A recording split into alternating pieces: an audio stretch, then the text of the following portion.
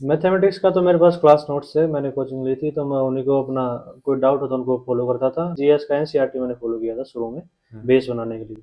उसके बाद फिर मैंने सिर्फ करंट अफेयर्स पे ध्यान दिया था, क्योंकि जो क्वेश्चन आते हैं एग्जाम्स में वो करंट अफेयर से रिलेटेड आते अच्छा, आप जैसे तैयारी कर रहे थे हैं। तो आपने डेली का क्या शेड्यूल रहता था और आपने कितने टाइम के लिए तैयारी की?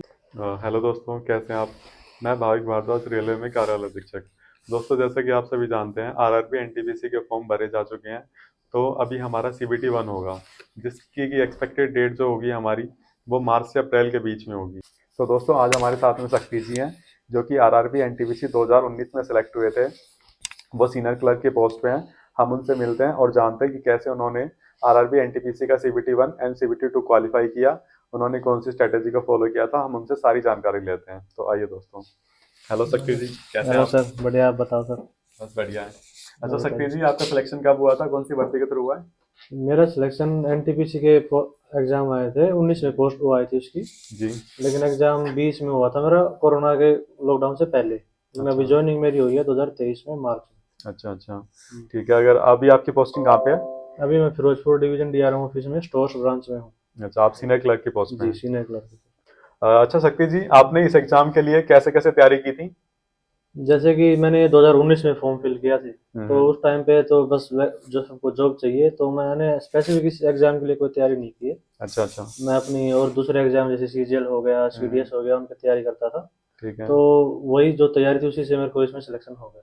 अच्छा। उसके लिए वही अपना जो कॉमन सब्जेक्ट है, अपने मैथ है, हम्म। जीएस है, हम्म। उनकी तैयारी और सब कॉमन बुक है, सबको पता है। मैंने एक अच्छा बार सिर्फ मैथ की कोचिंग ली थी दिल्ली से, अच्छा। राकेश यादव सर से, हम्म। बेस बनाने के लिए। उसके बाद ना रीजनिंग की ना जीएस की कोई कोचिंग नहीं ली। हम्म। तो उसे अपना मॉक टेस्ट लगाओ, बुक्स होती हैं कॉमन, वो पढ़ो, बस प्रैक्टिस करते रहो अच्छा। उससे। अच्छा शक्ति जी, जैसा कि हम देखते हैं कि जो हमारा आरआरबी एनटीपीसी का सीबीटी 1 एग्जाम है, वो हम्म, 100 नंबर का रहता है। जी उसमें हमारे 3 सेक्शन रहते हैं। जी। जैसे मैथ रहता है, रीजनिंग और और हमारी जीएस रहती है, जीएस जी जीएस एंड जनरल अवेयरनेस। जी। तो आपने अलग अलग सब्जेक्ट की कैसे कैसे तैयारी की?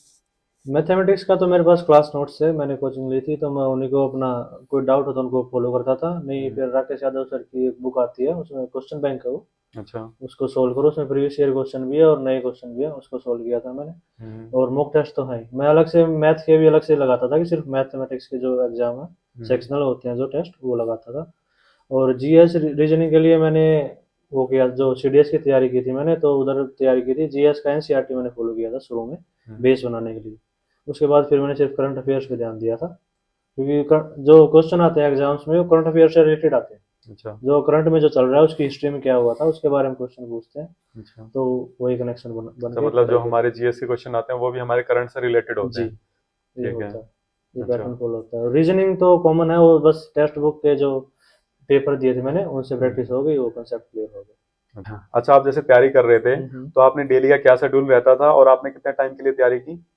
तैयारी तो बताया मैं, स्पेसिफिक इस एग्जाम के लिए तो की नहीं है। तो हम्म। मेरी ग्रेजुएशन हो गई थी 18 में। हम्म। उसके बाद 23 में जॉब हुई, तो तब तक पढ़ ही रहे हैं। अच्छा तो अच्छा। लगातार पढ़ रहे थे। ये एग्जाम 19 में 20 में हुआ, फिर उसके हम्म। बाद लॉकडाउन के बाद हुआ। अच्छा। तो पढ़ रहे हैं। शेड्यूल मैंने ज़्यादा दिन में ये नहीं है कि मैं 12 घंटे पढ़ूंगा, इतने हम्म। पढ़ूंगा। हम्म। मैक्सिमम मैं गया हूँ एक टाइम पे 6 घंटे तक गया हूँ। हम्म। और मिनिमम 2 घंटे रखो, ये नहीं कि बीच में अगर आपका मान लो लॉकडाउन आ गया है, तो हम्म। आपको लग रहा है अपना एग्जाम हो रहा है, कुछ भी नहीं हो रहा है, पढ़ाई छोड़ दो, उसको छोड़ो मत। अच्छा। वो कंटिन्यू रखो, आप पढ़ते रहो। हम्म। उससे आपका वो नहीं टूटेगा। नहीं तो आपको छोड़ दोगे, फिर सब कुछ जीरो से शुरू करोगे, आपको लगेगा मेरे को कुछ भी याद नहीं है। हम्म। तो अपना बस वो पढ़ाई कंटिन्यू रखो, कम से कम 2 घंटे तो डेली पढ़ो ही पढ़ो, ये तो हम्म। कंपलसरी है। अच्छा, कई बार ऐसा भी होता है, पढ़ते पढ़ते कई बार डिमोटिवेशन आने लगता है कि हमारा नहीं हो पाएगा सिलेक्शन। हम्म। तो इस सिचुएशन को कैसे टैकल किया जाए? ये तो जायज़ है, ये मेरे अंदर भी आया था। अब हम्म। 4 साल से पढ़ रहे हैं, नहीं हो रहा है सिलेक्शन, कई बार हो रहा है तो फाइनल स्टेज पे जाके रह जाते हैं। हम्म। तो होता है मेरा यही है, मेन जो शरीर की जो होती है अपनी एक्सरसाइज डेली करो। ये हम्म। बहुत हेल्प करती है। मेडिटेशन अगर कोई चाहता है एक्सप्लोर करना, तो हम्म। उसको एक्सप्लोर करो। ये अपने देश के गिफ्ट हैं, योगा है, मेडिटेशन है, जी। उनको एक्सप्लोर करो, आपका सारा प्रेशर है सब गायब होगा। अच्छा तो बस यही है मेन मेन, एक्सरसाइज डेली कम से कम 30 मिनट करो, वो अच्छा। ज़रूरी है। फिर आपको प्रेशर फील नहीं होगा कुछ। अच्छा, मतलब एक्सरसाइज वगैरह करते हम्म रहो हम्म। तो हमारी मेंटल स्ट्रेंथ भी मेंटल अच्छी रहती स्ट्रेंथ है। और फिजिकल स्ट्रेंथ दोनों रहती है। अच्छा। जी।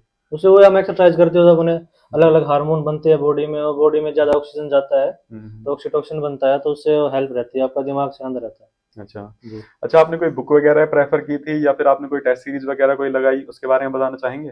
टेस्ट सीरीज तो मैंने ईयरली पास लेता था मैं टेक्स्ट बुक के, तो हम्म। उसी में सारे एग्जाम के मिल जाते हैं, तो वही प्रैक्टिस करते रहो अपना। अलग से बुक तो फिर वो मैथमेटिक्स की ली थी एक, हम्म। रीजनिंग की, इंग्लिश की कोई मैंने बुक नहीं ली। वो अच्छा। क्या है, मैंने न्यूज़पेपर पढ़ के की थी उस टाइम। हम्म। न्यूज़पेपर में जो आते हैं, ऑनलाइन तो है डिक्शनरी आपकी, जो हम्म। वर्ड आपको नहीं पता ऑनलाइन देख लो आप। बस ऐसे तैयारी की थी। अच्छा, जी। तो आपने जैसे सीबीटी वन आपका क्रैक हो गया था, जी। फिर आपने सीबीटी टू के लिए, सीबीटी टू आपका कितने टाइम में हो गया था, आपको कुछ याद है? सीबी टू, अब मेरे को तो जब रिजल्ट आया था सीबीटी वन का, तो मेरे को हम्म। अपना रोल नंबर भी ढूंढना मुश्किल हो गया था। अच्छा, इतना गैप था बीच काफी में, अब टाइम हो एग्जैक्ट गया मेरे था। को पता नहीं है कितना है। अच्छा। लेकिन वो है, ईमेल पे मेरे को मिल गया था, तो हो गया कि हाँ सिलेक्शन हुआ है। हम्म। तो उसके बाद फिर सीबीटी टू में भी अलग अलग लेवल के एग्जाम थे, लेवल 2, 3, 5 हुए थे, हम्म। तो 6 के भी हुए थे। तो उनकी अच्छा। तैयारी होती है, अब वो हुए हैं कोई, मतलब अलग दूर दूर दिए थे उन्होंने सेंटर, तो हम्म। उस टाइम बस वही टेंशन थी। हम्म। तैयारी सीबीटी टू की अलग से कुछ नहीं की, मैंने बताया, मैंने रेलवे की अलग से तैयारी की नहीं है। हम्म। एक कॉमन सब्जेक्ट है, बस वो पढ़ता है, मैं डेली कम से कम 2 घंटे पढ़ता था, उससे तैयारी होती थी। हम्म। अलग से कोई तैयारी की नहीं इसकी अच्छा, मैंने। जो आपने प्रेफरेंस वगैरह डाली थी, तो वो कैसे डाली थी? रेफरेंस मैं अगर सच बताऊं तो मजाक लगेगा आपको, जैसे अब ये पोस्ट है सीनियर क्लर्क की पोस्ट है, तो जी। इसमें लेकिन सीनियर वर्ड है। हम्म। लेवल 5 में काफी पोस्ट होती है, सीनियर क्लर्क है, हम्म। एक कमर्शियल का क्लर्क होता है, एक हम्म। अकाउंट की होती है, उसमें आगे जूनियर होता है। अच्छा। तो लेकिन वो पोस्ट भी अच्छी है, लेकिन उसमें आगे जूनियर है, तो मैंने उसको प्रेफरेंस में लास्ट में रखा। हम्म। सीनियर क्लर्क में सीनियर है, तो मैंने इसको आगे रखा। अच्छा। तो ऐसा मैंने किया था, तो हम्म। ऐसे हो गया मेरा सिलेक्शन। कट अच्छा, ऑफ मेरी हर उसकी क्लियर थी पोस्ट की। कट ऑफ पोस्ट के लिए क्लियर था हाँ, आपका सीबीटी वन में? सीबीटी वन में भी, टू में भी। मतलब सीबीटी वन में भी सारी पोस्ट के लिए क्लियर जी। था और सीबीटी टू में भी? जी। फिर जिस अकॉर्डिंग आपने प्रेफरेंस डाली थी, वैसे तो वो आपको आप, सीनियर क्लर्क की पोस्ट मिल गई थी। जी। अच्छा, जैसे हम एग्जाम में बैठते हैं, जैसे हम्म। हमारा सीबीटी वन का एग्जाम होगा, हम्म। तो कई बार ऐसा होता है कि हमारे कुछ क्वेश्चन गलत आ जाते हैं। हम्म। तो कई बार कुछ कैंडिडेट उसमें उलझ जाते हैं और हम्म। और उनका पेपर है अच्छे से नहीं हो पाता है। हम्म। तो इस सिचुएशन को कैसे टैकल किया जाए? मेरा ये मानना है कि जिसमें जो ये गलत क्वेश्चन आते हैं, ये आते नहीं, ये दिए जाते हैं। हम्म। क्योंकि आपसे मैथमेटिक्स के क्वेश्चन पूछ रहे हैं, आप जॉब पे मैथ नहीं करोगे बैठ के। अच्छा। वो एक साइकोलॉजी टेस्ट कर रहे हैं, अब उनके पास फिक्स पीरियड है, कैसे चेक करें कि बंदा प्रेशर हेड को झेल पाता है कि नहीं पाता है, ये प्रायोरिटी सेट कर पाता है कि नहीं कर पाता है। हम्म। वो क्वेश्चन गलत देंगे, अगर कोई किसी ने प्रैक्टिस नहीं की है, वो मतलब अगर ईगो को ले लेता है क्वेश्चन को, तो हम्म। उसमें अपना टाइम वेस्ट कर देगा। अच्छा। तो वहीं पे फिर वो पीछे रह जाएगा। वो मान लो एक कोई क्वेश्चन गलत है, हम्म। वो लेकिन वो आसान है, उसको हम्म। पता है कि मेरा फॉर्मूला ठीक लगा रहा हूँ, सब कुछ ठीक कर रहा हूँ, लेकिन हम्म। आंसर क्यों नहीं आ रहा, हम्म। तो उसमें 3 मिनट वेस्ट कर देगा, उसके बाकी सवाल छूट जाएंगे। अच्छा। तो ये स्ट्रेटजी मेरे को लगता है साइकोलॉजिकल वो खेलते हैं हम्म। एग्जामिनर स्टूडेंट के साथ, तो उससे बच के रहें। हम्म। आप प्रैक्टिस करोगे, आपको पता लगेगा। आप जब आपको लग रहा है कि आपने एक बार ट्राई किया, हम्म। आप फॉर्मूला ठीक लगा रहे हो, दूसरी बार ट्राई किया, तो हम्म। उसको और बाकी ट्राई मत दो। हम्म। आप शुरू में प्रैक्टिस जब शुरू करो, जैसे आपको डिवाइड कर लो टाइम को और सेक्शन को। हम्म। मैथ को भी उतना टाइम दो आप जितना रीजनिंग को दे रहे हो, ये नहीं कि मैं मैथ का टाइम बढ़ा रहा हूँ। अच्छा। शुरू में आप इतना ही दो। हम्म। रीजनिंग के लिए जैसे मान लो आपका 1 घंटे का है, हम्म। और ये 4 है, जीएस, जीए, रीजनिंग और मैथ्स, हम्म। तो चारों को डिवाइड कर दो अपना ठीक है। प्रॉपर टाइम में। रीजनिंग को ज़्यादा टाइम दो, आपके जितना ज़्यादा दे रहे हो ठीक है, तो आप कर लोगे कम टाइम में, लेकिन कोई फायदा नहीं, अपना टाइम बच रहा है, और बाद में मैथ में देंगे।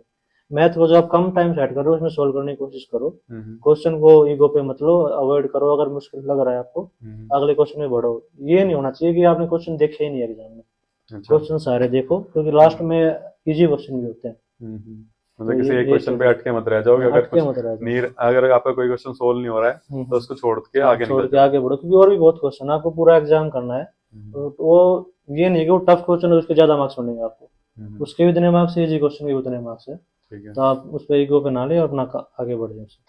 अच्छा शक्ति जी, जैसे हम सीबीटी वन अटेम्प्ट करेंगे, जी। तो ये हमारा 100 नंबर का है, 100 क्वेश्चन आएंगे जी। इसमें। तो हमको कितने क्वेश्चन अटेम्प्ट करने चाहिए ताकि हमारा सिलेक्शन हो सके? और आपने कितने क्वेश्चन अटेम्प्ट किए थे? मैंने लगभग 90 से ऊपर क्वेश्चन अटेम्प्ट किए थे। जीएस के मैंने कुछ छोड़े थे, क्योंकि वो तो आपको पता है, वो या तो आते हैं या नहीं आते हैं, हम्म। तुक्का तो मारना ही नहीं उसमें। तो मेरे लगभग रो मार्क्स थे जो 82 के आसपास थे, अच्छा। उसमें नॉर्मलाइजेशन होकर वो बढ़ गए थे थोड़े बहुत। हम्म। तो वही था। अब अटेम्प्ट कितने करने चाहिए, ऐसा कुछ अगर आप सोच के जाओ मैं इतने अटेम्प्ट करूंगा, आप गारंटी नहीं दे सकते आपके सारे ठीक। अच्छा। तो आप जितने आते हैं उतने अटेम्प्ट करो आप। हम्म। कट ऑफ इतने आसपास जाती है उसकी, 80 के आसपास।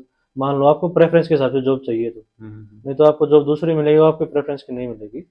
तो आप 80 से ऊपर तो अटेम्प्ट अपना करके रहो कि आपको आपकी प्रेफरेंस की पोस्ट मिल जाए उसके लिए अच्छा। CBT 1 में। हाँ, क्योंकि 80 के ऊपर तो हमको अटेम्प्ट करना ही पड़ेगा कम से कम, क्योंकि जी, कंपटीशन बढ़ता ही जा रहा है कंपटीशन बढ़ता जा रहा और है। सिलेक्शन लेने के लिए इतने तो अटेम्प्ट करने ही और पड़ेंगे। RRB चंडीगढ़ की तो कट ऑफ भी हाई जाती है हमेशा बाकी हम्म। उनके मुकाबले, तो आप 80 से ऊपर अटेम्प्ट रखो अपने। जहाँ आपने जो फॉर्म फिल किया था वो हम्म, आरआरबी चंडीगढ़ से किया जी था। जी। अच्छा।